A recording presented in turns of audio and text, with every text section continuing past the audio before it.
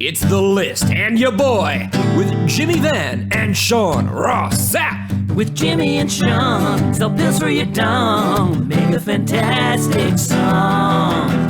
Make a fantastic song. Jimmy Van and Sean Ross.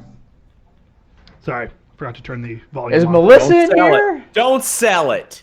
Hey. Where is she? Don't even sell it. Uh-huh. I don't normally have that computer on. Well, we're back. Ross and Sean Ross Sapp and Jimmy Jam Vanderlinden here for the list of your boy. It's number 106. Get back in the ditch where you belong, Nigel. Hey, Sean, so guess what? Guess what? So we're doing this on January 16th, right? Yeah. Guess what, man? What? You are being credited today, January 16th. You, Sean Ross Sapp, are being credited with reporting that the Revival have asked for the WWE release. Congratulations, Sean. It's so frustrating. You're being credited with that big news story, man. You know what's going to happen, man? They're going to passively aggressively tweet me when it's revealed that's not what happened. I'll go ahead and get into it, guys. Yeah, explain it. I posted this on Fightful Select early. I did not say they asked for their release. Maybe they did. Maybe they didn't. What I reported was that this morning I was told and followed up with people, especially on the SmackDown side, saying we have reason to believe that they are quitting or are finishing up, and WWE is very fearful of that for the obvious reasons, Jimmy. Now, we're going to get the responses. Well, they don't care. They don't care about the Revival. Yeah, they care. They care. They don't want the Revival going anywhere else. They have no tag teams. They have no tag teams, no over tag teams, and that's their own fault. Yep, absolutely. I did not report that they asked for a release. I did not say that. Maybe they did. I was not involved in that conversation, and I will not pretend that I was. I have a lot of people that will always be like, oh, you take pride in not knowing. I'm not supposed to know everything. Do you take pride in not knowing anything, Sean? I take pride in not pretending that I know everything is what I do, because I think it's horse shit when people act like know-it-alls about a situation where they don't know it all. I don't know it all. I know what I was told. They were in line for a push, quote unquote, to which one wrestler said, what does in line for a push even mean in WWE? It changes from a week-to-week basis. And yeah, you know something, man? So WWE, you know, the new Raw started a couple weeks ago, and nothing has changed. Now, let me just say this, and we've talked about this before. There are the WWE lovers that want AEW to fail, because that's the mentality people have. There are the people that either they're disenchanted with WWE or they're fans of being the Elite and the Young Bucks, and they think AEW is going to be the second coming of fucking Christ or something. I think that whether you're a WWE fan or not, you should want AEW to succeed, because AEW will light a fire under WWE, because WWE's producing shit. And we're going to get into the Mandy Rose thing, Sean, because fuck. SmackDown this week, I think I lost brain cells watching the Mandy Rose storyline, so we're going to get into that. AEW, you want them to succeed, to light a fire under WWE, so that as a wrestling fan, you get a better product. So I just want to say, right now, Dash's pinned tweet is, one day we'll wrestle the Young Bucks and everyone will rejoice. Remember this tweet. That was on December 3rd. Right. He has not tweeted since before this. Dash Wilder or Scott Dawson has been a little more active. Trevor on Twitter at, gosh, I don't know how to pronounce it, but SODUTW, tweeted a screenshot of a trademark filing for hashtag FTR. You want to guess who filed that trademark? Yeah, well, you told me already. It was Wilder. Did you see the link I sent you? Yes, I did. And that's where that guy got that from, so you can go check all that. Pro Wrestling Unlimited, our good friends over there, have said there's no trademark filing for the Revival, just the individual names. Oh, by the way, Scott Dawson used that name before WWE as well.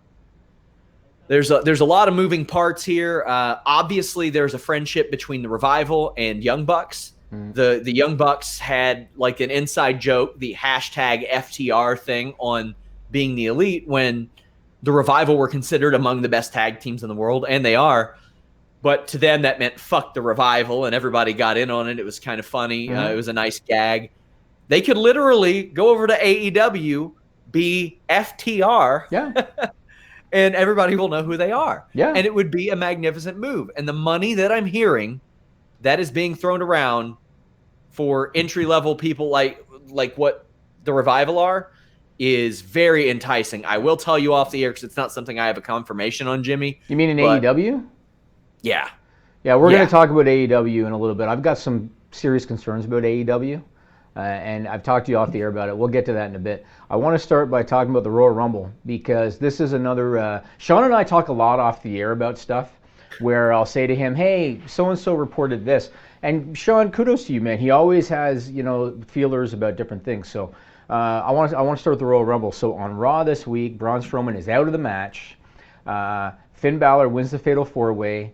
I got to tell you that they kind of choreographed the finish by making him wrestle Jinder Mahal first, but that's another story for another day. Vince blew that. Yeah, it was pretty obvious to me because why is he the only one you're singling out? But whatever. Finn Balor wins the Fatal 4-Way. He's going to get Brock Lesnar at the Royal Rumble for the Universal title.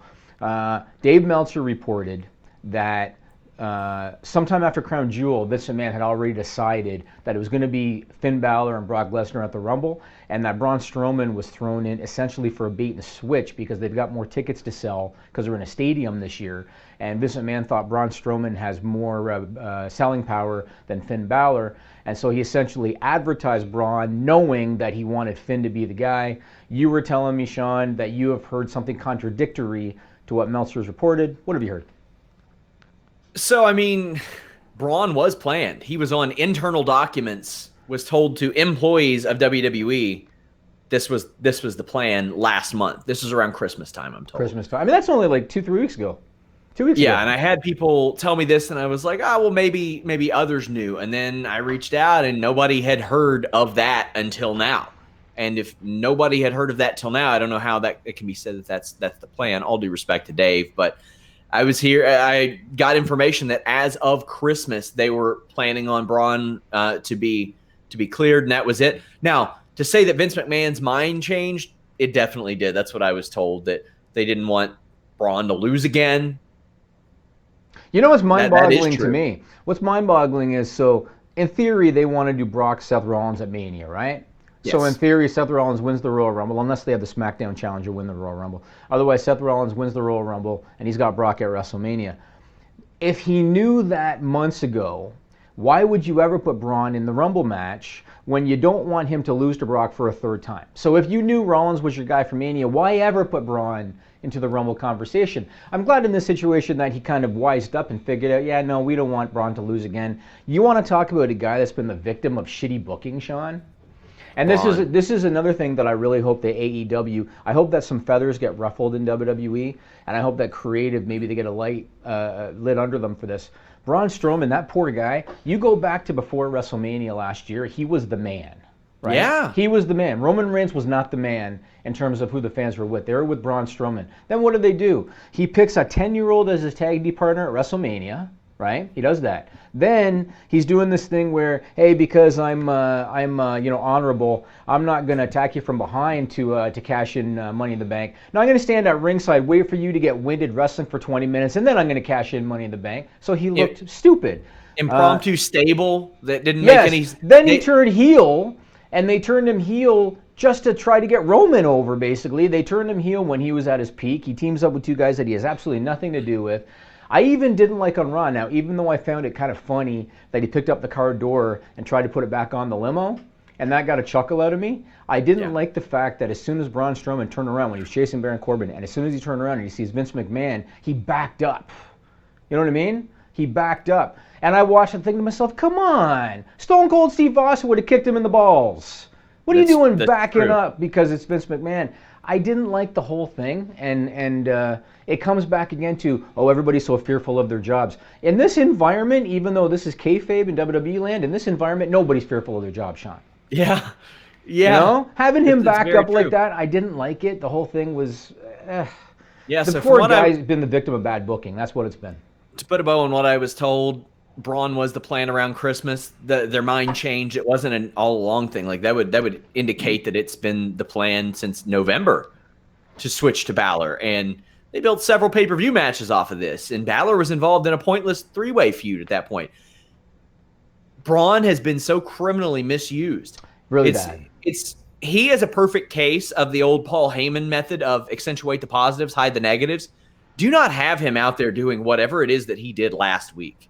Right. I mean, if he wasn't cleared for contact, don't put him in the ring looking like a coward, letting Brock walk around the ring and do nothing. It's so silly, man. And you know what's funny? When you look at Becky Lynch, who's like probably the hottest thing in all of WWE right now, that did not happen because of WWE. WWE wanted her to be a heel in the Charlotte Flair thing. That happened because the fans shit on that whole storyline, picked Becky over Charlotte, and WWE was kind of forced to roll with it. That's how that happened. It had nothing to do with WWE being this brilliant creative company. It was the fans that made that go in that direction. I think they did pivot appropriately, and they had no choice because every time she was out there as the heel, she was getting Becky chants by the whole crowd. They had no choice. And then you look at Ronda Rousey. Man, I'm going on a creative tangent today, Sean. You look at Ronda Rousey. What happened? Something happened, and then you said, "Oh, they're turning her heel," and I said, "I don't think so." I think it was when. You're right. Yeah, you were right. But what was it? Was it when she? What did she do? Was it when she pushed the ladder over? Was that what it was? Yes. So she pushes the ladder over because Becky and Charlotte are on the ladder. Sean and I are talking, and Sean said, "Oh, they turned her heel." I said, "I don't think so, man, because Ronda Rousey's value to Vince McMahon, like I just don't think they would go in that direction." And now here we are. I've said this for how long, Sean? They don't understand how she got over in UFC. They don't understand. Vince McMahon is not an MMA fan. Triple H is. Triple H needs to kick Vince in the ass and explain to him, this is why Ronda Rousey got over. It's because she was a badass. It's because she beat everybody in quick fashion, and it's because she was attractive. In WWE, she doesn't have the looks advantage because there's a sea of beautiful women in WWE. In WWE, she doesn't have the charisma advantage because there's a sea of charismatic girls in WWE. But what she has that they don't have is she has in-ring fighting skill. She has ability in terms of judo that nobody else on the roster has. They don't understand what they have with her, man. She did so good at WrestleMania last year, and when they did the stuff with Hunter on Raw, everybody ate it up. When she's throwing security guards around, everybody ate it up. When she's crawling around Nia Jax, because Nia Jax is bigger and getting arm bars and stuff, people eat it up. When she's selling for 10 minutes with Nikki Bella, are you fucking kidding me, Sean? WWE does not know how to book Ronda Rousey, and seeing her on Raw this week, chasing Sasha Banks up the aisle because she's apologetic. Oh, you misunderstood me. Wait, you gotta talk to me. You misunderstood me. They don't have a clue how to book Ronda Rousey. They don't have a clue. And they took a mainstream, major box office celebrity and they turned her into any other girl on the roster. And that's embarrassing. And that's what happened. Man, Nigel, I'm going on a tangent this afternoon. You were. So it's so frustrating. And you know why it's frustrating, man? I don't profess to be a creative genius. This is not rocket science. This isn't. You know, if you know how she got over, you roll with it. And they don't. And they've dropped the ball. And it's really frustrating. I don't know what more I can say, man. I agree with that to some degree. I do like that she is able to put on showcase matches and hang. Oh, no with them. question, no question. She's definitely learned very quickly and gotten good really fast. You do also have those people that were always like, oh well, it gets you. Why watch a Ronda Rousey fight when you can watch it on Vine? All that stuff. You had those people too. It's a line to tiptoe. I'll tell you that. Very frustrating. I mean, she was so unique when they brought her in because you can't take Sasha Banks and have her judo toss Triple H and have people accept it, right? It's not going to happen. You can't have Bayley go in the ring and, I don't know, I'm trying to think of another wrestler, friggin' Heath Slater. You can't have Bayley go in the ring and judo throw Heath Slater and have the crowd really accept it. Ronda Rousey, they believe it, man. Because she was the UFC champion. She was the Olympic judo fighter, wrestler, whatever you call her. They believe it. And so having her sell for Nikki Bella was dog shit. Having her, chasing Sasha Banks up the aisle, looking for, don't misunderstand me. When this girl was flipping off all the fighters in the UFC, not giving a shit about anybody, come on. It's really terrible. I don't know what they're paying her. It can't be cheap. And they're not maximizing their value out of her. And it's very frustrating. And this is why, again, if you're hardcore WWE, you want AEW to succeed because it should, in theory, improve the WWE product. And that's it. And I'm not hardcore one way or the other. I'm not going to be pro WWE and poop on them. I'm not going to be pro AEW and shit on WWE. I kind of call it as I see it. And it's very frustrating as a wrestling fan when you see this kind of shit. And so that's why you want another group to succeed. I will say this, though, and you and I talked about this a little bit too. Corey Graves was on fire this week, man. I loved it. That guy made me freaking howl. Even in the main event, when Cesaro went through that table and he goes, "That was a nice tracksuit." I got to tell you, so when they showed Vince McMahon's office on Raw, and at this point they had just pulled Braun, right, from the match at that point, and they got all those wrestlers lined up outside Vince's office, and everybody's thinking in theory, oh, they're lined up because they want to ask for the match with Brock Lesnar. The door opens, there comes Jerry Lawler. Obviously they only had him there for the pop from the Memphis crowd. But Corey, within 2 seconds, was like, what, is it going to be Brock versus Jerry Lawler at the Royal Rumble? Yeah. And that I thought that was great. And he was on fire all night. He said a lot of really funny shit. He was one of the highlights of the week to me this week. Yeah, I thought he was excellent. He had a lot of nice cunning stuff that was there. He when he's able to go the way that he wants to go, I think that Corey Graves is awesome. It's when they try to really homogenize him and make him manufactured. I think the same thing with Michael Cole. I think Michael Cole's really good when he's just Michael Cole.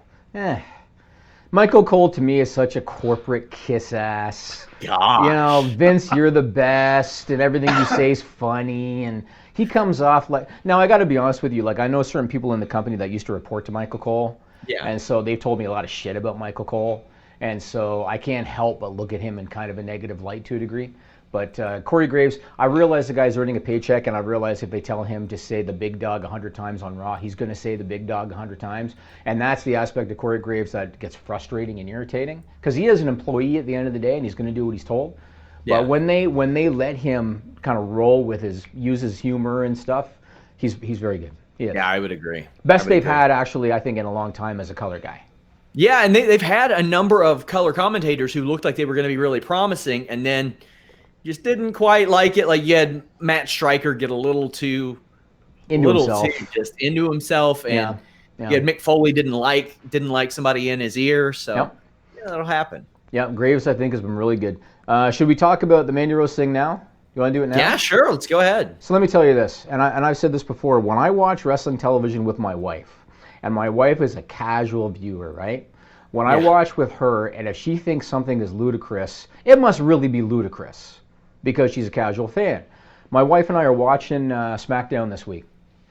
And when Jimmy Uso's walking down the hallway of that hotel, my wife starts howling, right? Yeah. And I'm sitting there thinking to myself, oh, is she laughing because, I don't know, Jimmy's going for the bait in storyline? Yeah.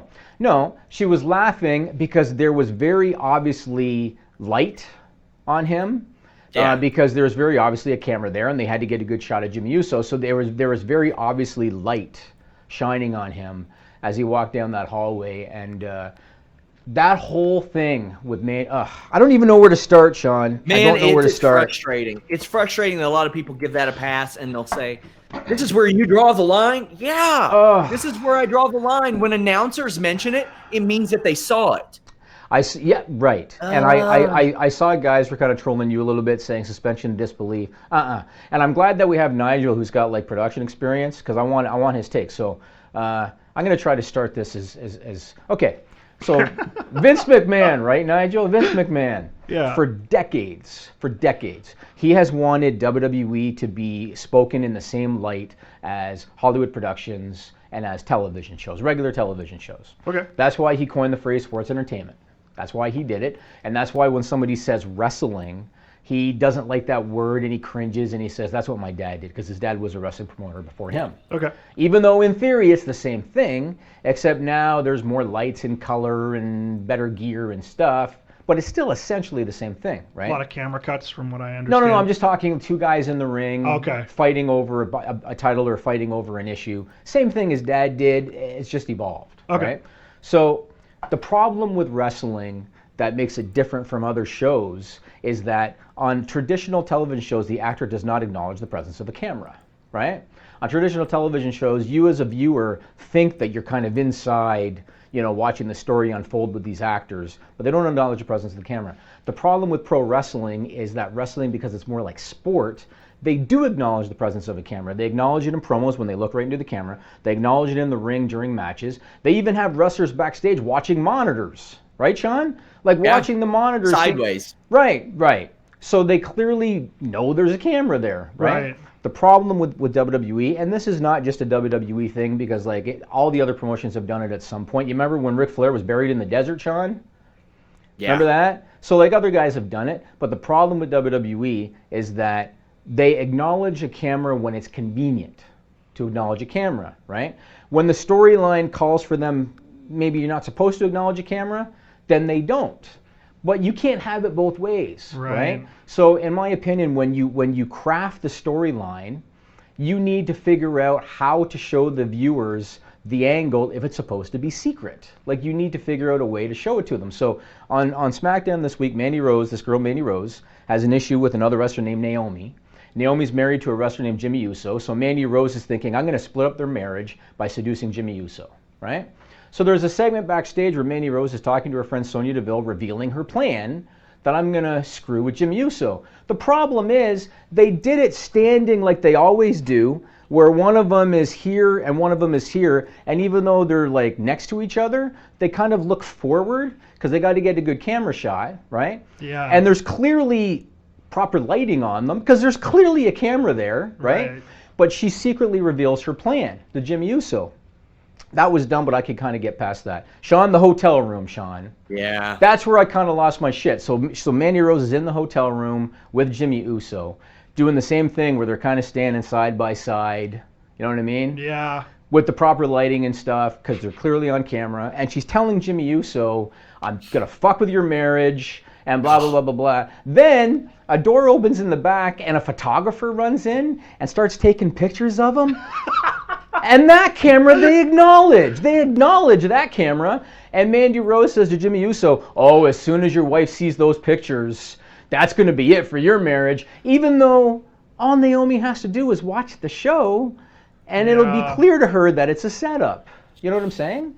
They, in the same segment, ignored a camera and acknowledged the camera at the same time. They managed to somehow do that. It was so frustrating. It was really bad. It was really bad. If they want to do a storyline where stuff is being done in secret, and I know you talked about this on the post-SmackDown show, if they want to do it, they have to get creative. If they want, like you suggested, use surveillance footage. Yeah, like found footage type stuff. Or something like Shaky that. camera, Or do something. Like I think you suggested, Sean, that like Mandy Rose would have a hidden camera set up, and then she could show the footage afterwards. Something. Get creative, but instead all they do is they go from point A to point B storyline-wise, and then the execution is where it lacks. Somebody tweeted me and they said, well, Being the Elite does it all the time. And my reaction to them was, that doesn't make it good. Because again, I realize that there are people that love the Young Bucks and Cody and they think that they're friggin' saints, right? Just because they do it doesn't make it good. But the Mandy Rose thing was, oh my God, was it bad. It was one of the worst, as far as, you know, you acknowledged it and you didn't at the same time. One of the worst things I've ever seen on WWE television. Yeah, I don't like that, man. It was too inconsistent. And when people say, oh, it's not Masterpiece Theater, I don't give a shit. Just because you all hold it to such a low standard doesn't mean that I have to. Yeah, it was bad. I mean, it's one thing to suspend disbelief, which is what a lot of the pro WWE people are saying. It's another thing to insult the intelligence of the viewer. Yeah. And again, when my wife, the casual fan, is chuckling at how ludicrous this is, and that's the casual fan that doesn't think as much about it as like the hardcore wrestling fan does, that tells you how dumb the whole thing was. Yeah. And man, was it stupid. So, okay, I'm done venting for the week. You did. You vented. It's just very frustrating as a wrestling fan. I want WWE to do well. I want to watch the show every week. I want it to be entertaining. I don't want AEW to die. I don't want them to die. I want them both to succeed. It's good for the fan base and it's good for the wrestlers. How much of this dog shit can you watch? You know?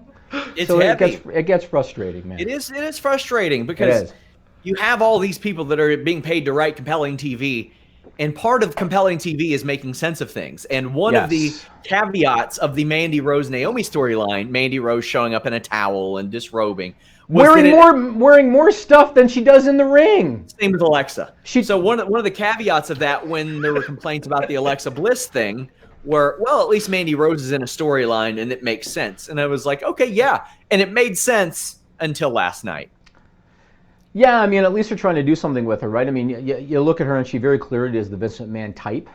You know, she's the Trish Stratus-esque Vince McMahon type, and he tends to push those girls. But, it was just really, it was embarrassing. Well, somebody else who's trying to do something is Wow Women of Wrestling on AXS. I spoke to their creator and Glow creator, David McClane, ahead of their launch this Friday. How did this deal come about? Did you contact them? Did they contact you? I mean, wrestling programming on television is at a premium right now. I mean, you have a lot of people trying to get into the game, and here comes WOW Wrestling. Well, I'm blessed with great partner, Jeannie Buss. I'm blessed with a great trainer, Selena Majors, who many in the South will remember as Bambi. I'm blessed with so many good wrestlers. And when we decided to bring WOW back, Jeannie Buss and I were on the exact same page with respects how to do it slowly, to do it methodically, and to bring it back so that the brand could live and females would have a platform to wrestle long term. And to that extent, we look for a marketing partner versus just a television outlet. And that's a key difference in vision. We looked for someone that was going to embrace WOW in the women wrestling. And Mark Cuban does. He likes wrestling. He's participated in wrestling. His president, Andrew Simon, nobody knows more about, well, this is right up your alley, fighting, MMA, boxing, and wrestling. I challenge anyone to know more than Andrew Simon, and your audience would appreciate that. How about the Los Angeles Lakers and the Dallas Mavericks coming together for the sake of pro wrestling? Jeannie Buss and Mark Cuban, natural rivals there. Exactly. And by the way, the Mavericks have played here twice at the Staples Center, and Mark's there, and we say hello to him in the hallway, but we don't talk on the night of game. So it's strictly basketball, and both are competitors in that respect. So the joining of the bridge, if you will, is professional wrestling in WOW. So I'm very blessed and fortunate. Respectful of how it came about, we were fortunate enough when we brought the live events here to Los Angeles that MGM Studios, who produces Lucha Underground, read a big feature story on Jeannie Buss and WOW in the LA Times. And so we were very lucky that Mark Burnett immediately picked up the phone, and Mark Burnett said, hey, we do Lucha Underground. No one has done what you guys are doing on the female spectrum with female wrestling. I think we'd like to get involved. And subsequently, they are involved. They're a partner, MGM Studios, and to the extent that they're going to produce some great programming for us for television and digital. WOW Women of Wrestling premieres this Friday on AXS after New Japan Pro Wrestling. I have that full interview up at youtube.com/Fightful.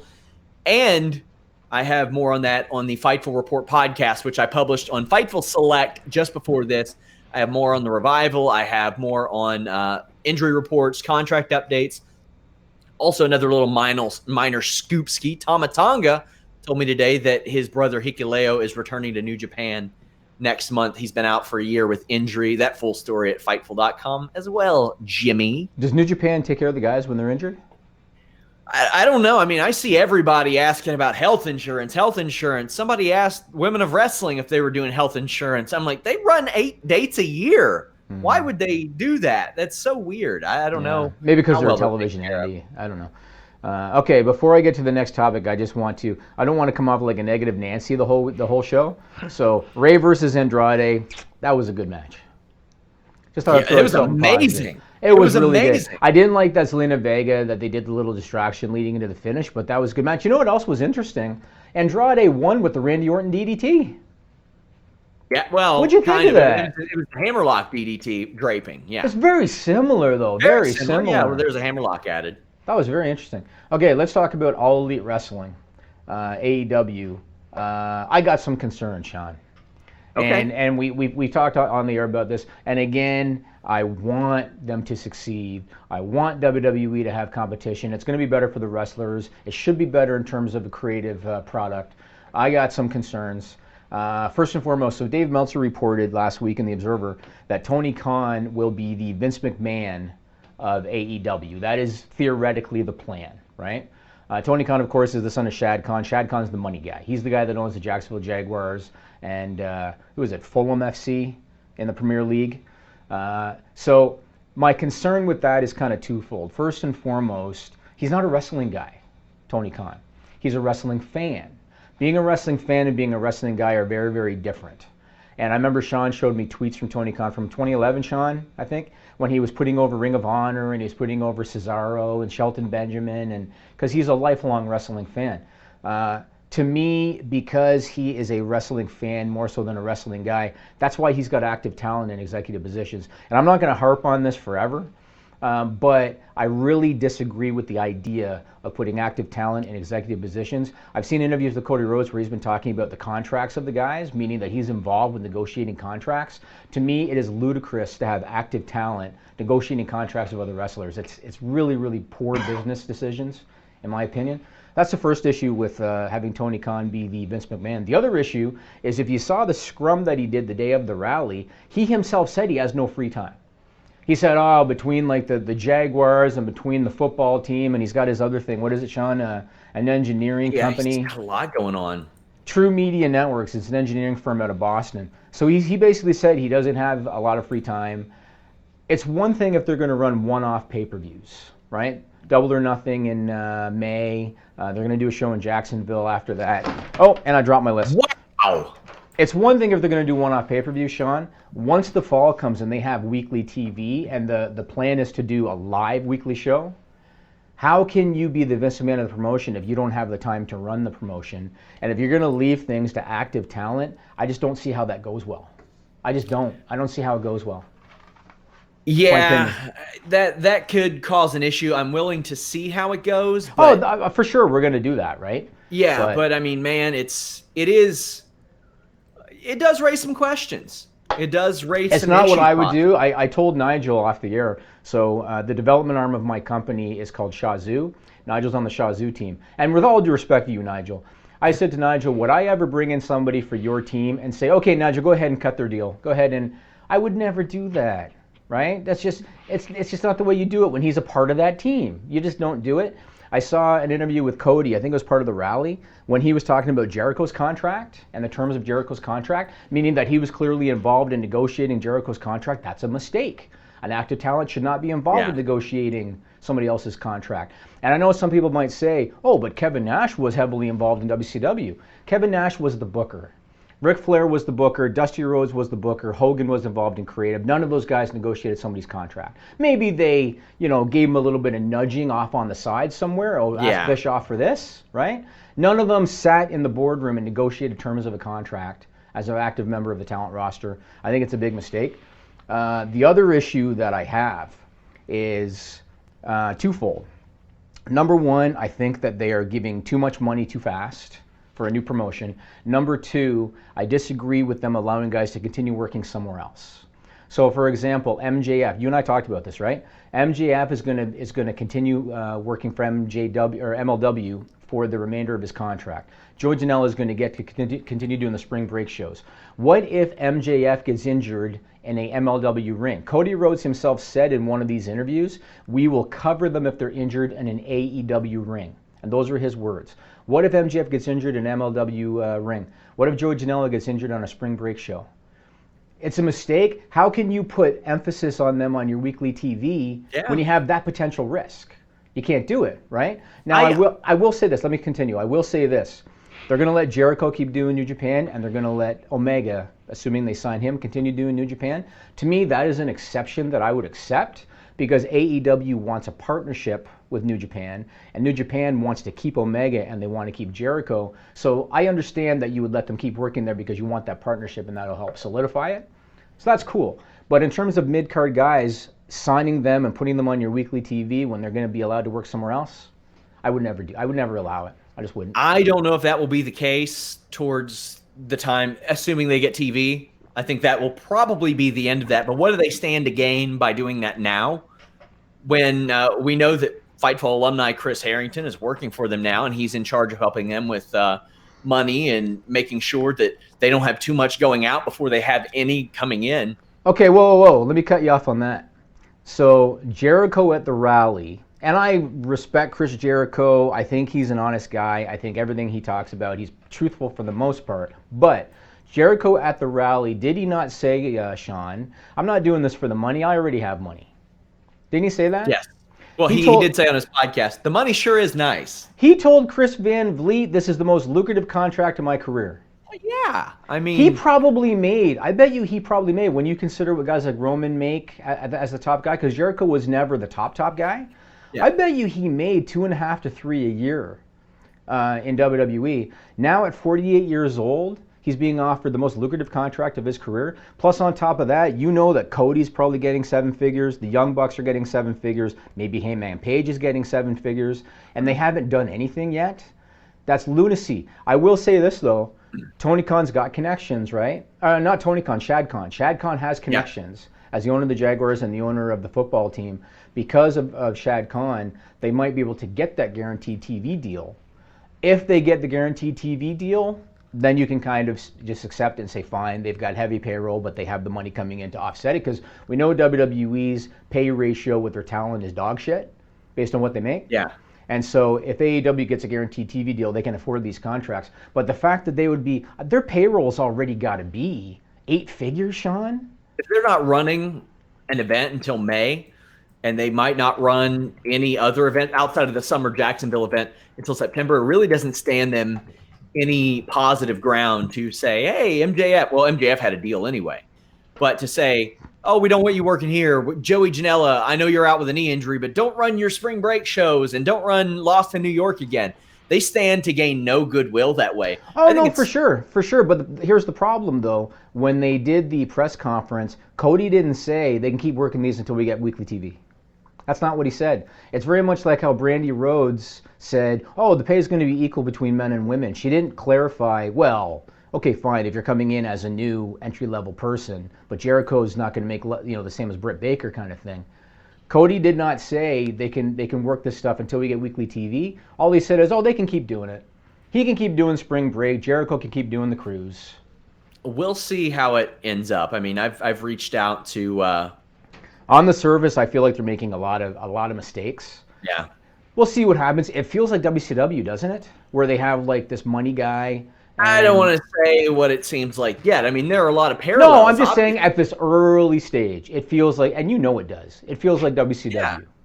So I really hope that they announce, hey, TNT, we just signed a guaranteed deal, $100 million a year. I hope that we see that. And if we see that, awesome. Give Jericho, $3 million a year to do part-time, whatever it is. But if they don't get that deal, man, I don't know, bud. I don't know. Jimmy, last week I was silent when you asked me about Hulk Hogan. Didn't want to give him any more coverage. Yes. I just didn't want to. That was a lot of dead air, Sean. It was. I did it on purpose. And I didn't want to give it. I said that my resolution was to be more suspenseful. But yeah, that was our joke like a year ago. Yeah, but I think I've made a new one. Uh-oh. It's to be just less subtle. Less subtle. Less subtle. You want to be less subtle? Yes, less subtle. Is that possible? So if you want a really hard penis, you should probably visit BlueChew.com. BlueChew.com will give you an erection. It will make your penis incredibly hard. It will increase your sexual performance when you're having sex. That's what it's there for.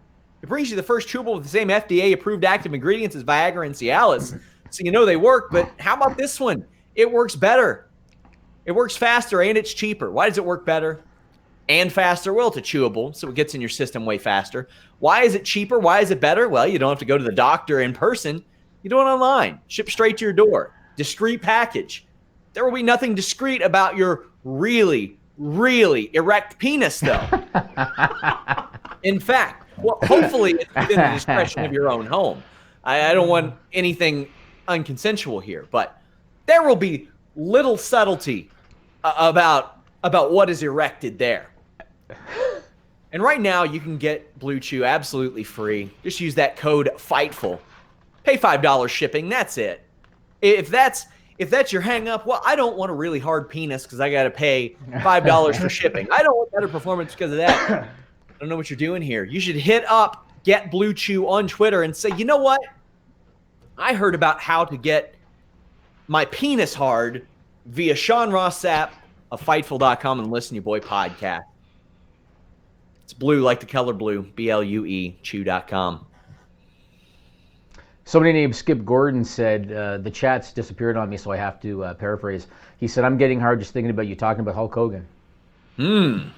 Well, I get the feeling Hulk Hogan needs a little bit of help these days.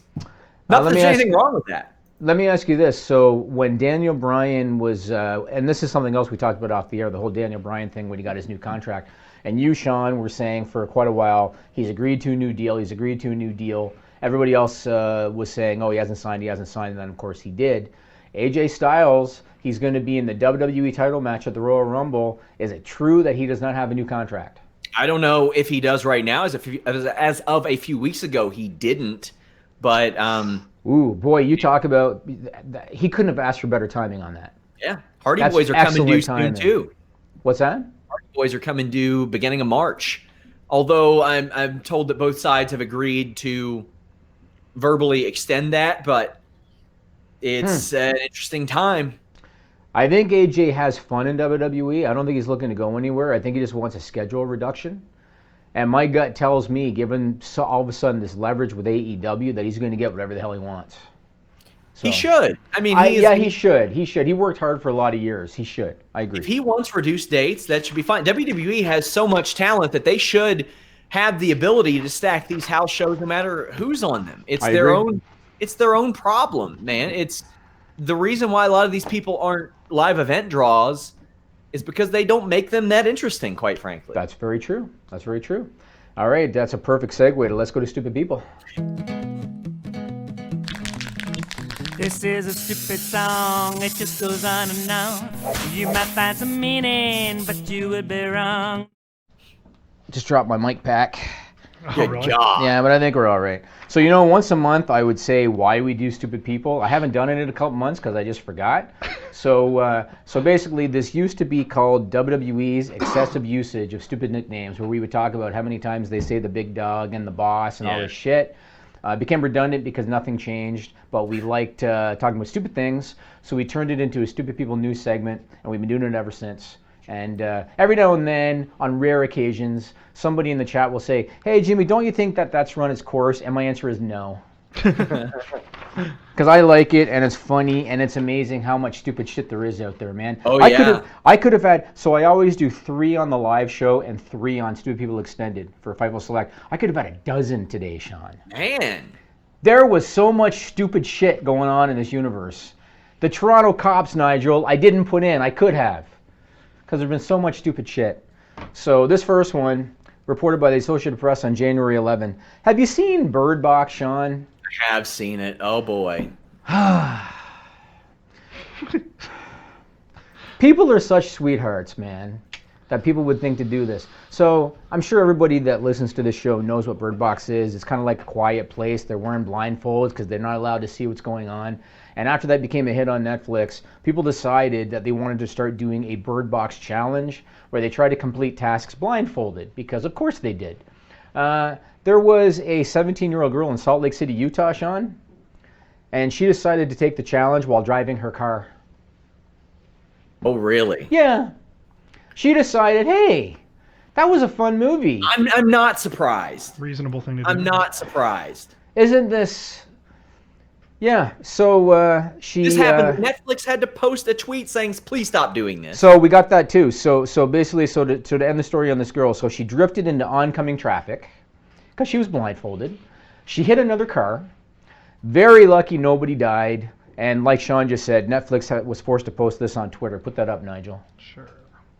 They said, can't believe I have to say this, but please do not hurt yourselves with this Bird Box challenge. We don't know how this started. We appreciate the love. I think that's supposed to be boys and girls. Have just one wish for 2019, and it is that you not end up in the hospital due to memes. Man, the world we live in now, Sean. It's unbelievable. This next one, I have 2 SRS files for you this week, Sean. I got two. Ready. This first one was sent in by Stephen Bourne on Twitter, and it was reported by the Irish Examiner on January 16, and you might have saw this one because it went a little viral. So according to the Irish Medical Journal, this is real because I did my due diligence. According to the Irish Medical Journal, a 33-year-old man sought medical attention for severe sudden onset lower back pain. All right? They did a physical exam, and they noticed that his right forearm was really swollen and inflamed. Got a picture of it. You have that picture, Nigel? Oh, yeah, I do. There it is. So his right forearm was really swollen and red and inflamed. They were trying to figure out what's going on. So they asked the guy what's going on with the forearm. He revealed why his forearm was in that condition. Have you heard the story? Do you know why his forearm was all red and swollen and inflamed, Sean? Why? So he had had back pain for a long time. And he decided that he was going to try treating the back pain by injecting his own semen into himself. What the hell? So for 18 straight months. What kind of healing powers does he have? Adamantium like semen? What's going on? He conjured it up in his brain. Like he just in his brain thought this is a good idea. So he bought hypodermic needles off the internet.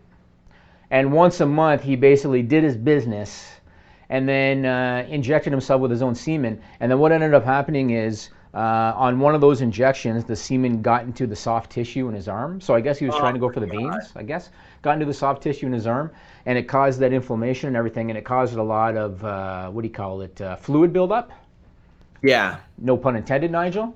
And this guy, probably because he was really embarrassed about the situation, he discharged himself from the hospital before they could drain the arm, because they wanted to drain his arm.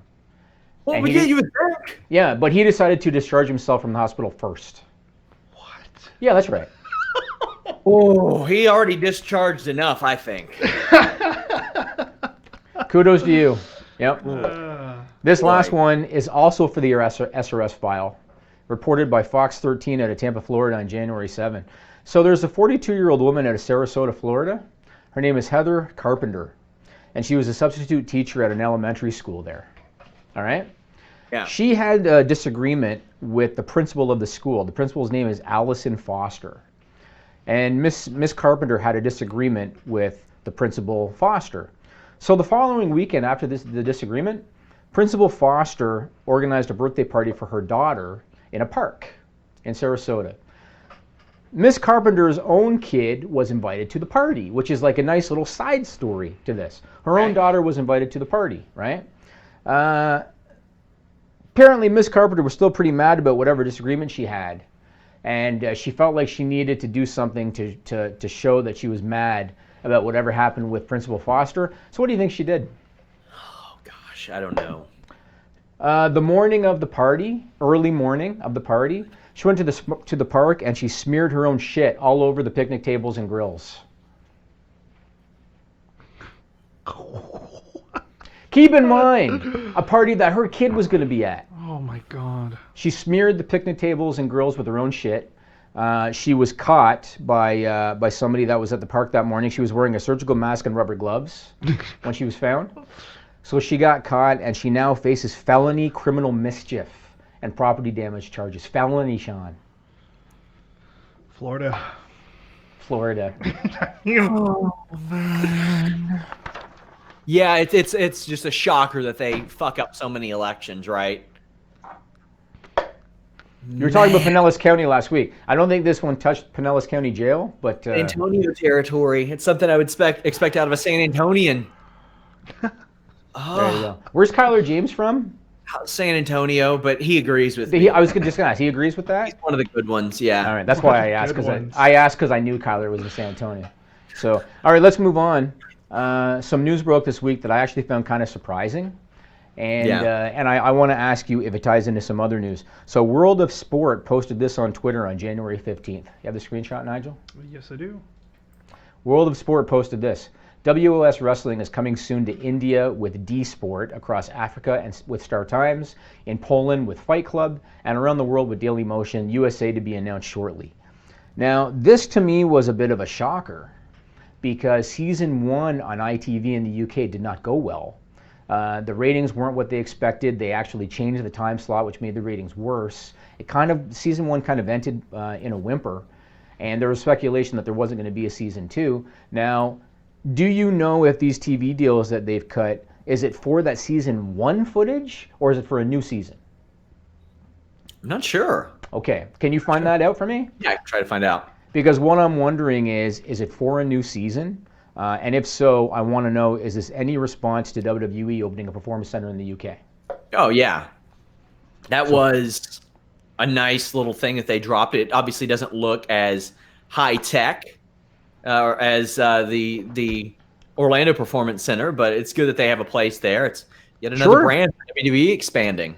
Yeah, and actually that's my next topic. So you remember back last year at WWE's Business Summit, right? They do it every year at WrestleMania week. Last year at their Business Summit, Triple H did a presentation, and at one point he included this graphic in the background of his presentation. Do you have that picture, Nigel? I thought I did. Hold on. If you don't have it, yes, I do. Yeah? Okay. So this was his little graphic, and this is when WWE coined the term global localization, where their plan was to basically create NXT divisions, essentially, in different places around the world. The reason I'm bringing this up is because here we are now, almost a year later. They officially opened the Performance Center in the UK. And while promoting the UK Performance Center, Triple H was interviewed by the Hindustan Times out of India. And this is a quote from that interview. "I can say with certainty that there will be a Performance Center in India, there will be one in the Middle East, and maybe one in Latin America. We will be replicating this process over and over again." Now, obviously, if they're going to have new territories like NXT UK, that's going to mean they're going to need more wrestlers. Yes. And again, as we talked about off the air, this talent wars thing is fascinating, man.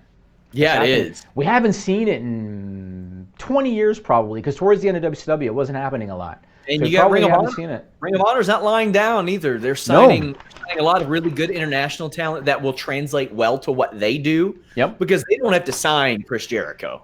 Right. They need to sign people that'll keep doing what it is that Ring of Honor does, because Ring of Honor is not trying to be WCW or whatever that may be.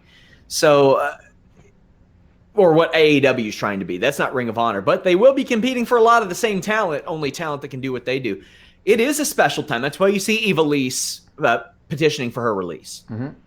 Yeah, that's why you reported that the Revival asked for the release from WWE. So let me ask you about this. So Ring of Honor announced this week that they've signed Rush. So Rush is a Mexican wrestler out of CMLL in Mexico. He's done some shows with Ring of Honor in the past, and he's done some shows with MLW. And this is why I'm bringing up this whole talent wars thing, because Rush was supposed to appear on MLW's show on April 4th called Rise of the Renegades against LA Park. Obviously, he's been pulled from the show because of his Ring of Honor contract. Court Bauer, here's a quote from an interview with Court Bauer. He said, "This is a match," meaning Rush and LA Park. "This is a match, an organization Rush wanted to be a part of, but sometimes politics get in the way, and that's what this comes down to, politics." Didn't sound like politics to me, man. It sounds like he got a guaranteed contract somewhere else. Is there more to it than that? Well, so the situation that MLW said about Rush was that it wasn't Ring of Honor that pulled him from that show. Really? Was it CMLL? I believe so. If I'm correct, assuming, I mean, yesterday and today's been wild, so maybe CMLL, but okay. CMLL does work with Ring of Honor in New Japan, so it would make sense in this talent war that they would do that. Okay, well, what have you heard about Shane Strickland?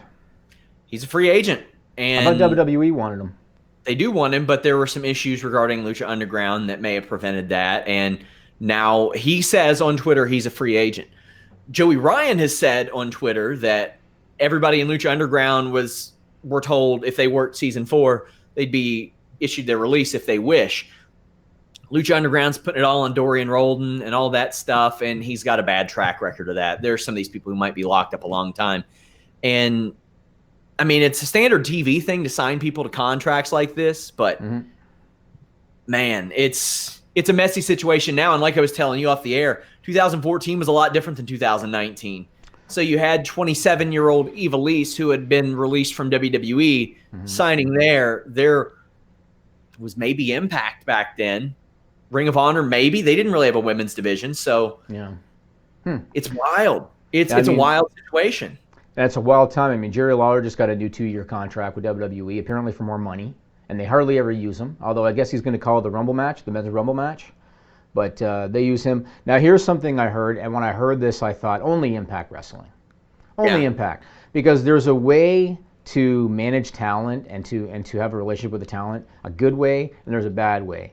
And of course, you leave it to Impact to do it the bad way, because Jordan Grace did an interview with HarryWrestlingFan.com, Sean. She sure did. Sure, a massive site, HarryWrestlingFan.com.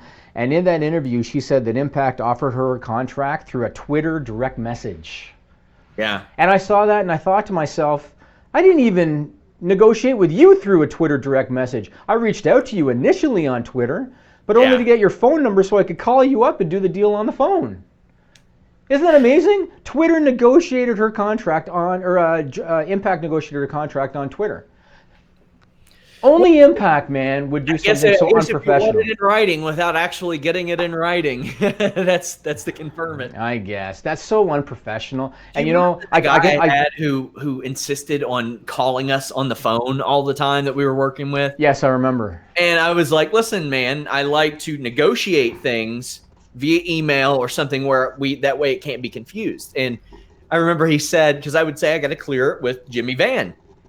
And when I decided to let this fella go, he said, "Man, why do I feel like he's some guy lurking in the shadows?" And I said, "We're not working with you. He's on screen every Wednesday at 3 p.m. Eastern. Hit the bricks. We're done." I was like, that's why I sometimes prefer when I agree to terms with people, do it on there. But for that, we don't contract people that way. Yeah. Like I prefer the phone because I've learned over the years that things get lost in translation with them. And even Matt Riddle. All Matt Riddle did for us was a weekly podcast. That's all he ever did. And I cut the deal with him on the phone. Yeah. Because that's just, I think I did it with Elias too. Like, that's just what you do. You know what I mean? So when I heard about Jordan Grace. Matt, he wanted a different deal at first. Who did? If you remember, Matt. Don't really remember He almost didn't come to that deal, but we got it going. Yeah. Okay, we're almost out of time, so one more thing here, I guess, this week. WWE debuts.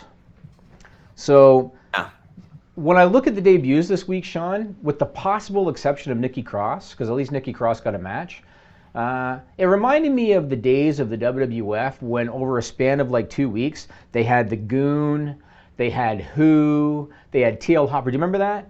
Yeah. All these gimmicks came in right around the same time, and they just showed up, 1 week in the ring kind of thing.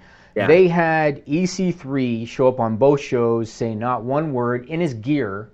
On Raw, he walks out of Vince's office, says nothing. On SmackDown, he's looking in a mirror.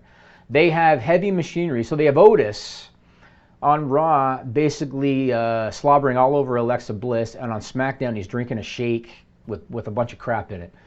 They had, who was the other one? Lacey Evans. Lacey Evans is standing just against a wall, and the camera just happened to catch her as it's passing by, talking to Mickie James and Dana Brooke. Those are some of the lamest, debuts after they plugged these video montages for weeks. I kept thinking about Who and TL Hopper and the Goon when I saw those. And the other thing I got a question is, what happened to the brand split? Like, why are they on both shows? These guys are getting looks, et cetera, et cetera. AEW, they didn't best have of any luck. plans for them. That's what's going on. They didn't have any plans for them. So they're just throwing them out for the sake of throwing them out? Yeah. Lars Sullivan, how's he doing? So I was told that he had a panic attack, didn't go into the venue, went home, and may not have heard from him, or some have not heard from him since that usually have, but hope he's okay. Man. He was going to be a monster heel on whatever brand they put him on. Oh, yeah. He was going to get a prime spot, at least initially. Oh, man. Well, I guess, mental issues are mental issues, so wish him the best. But, man, that's what timing on that one?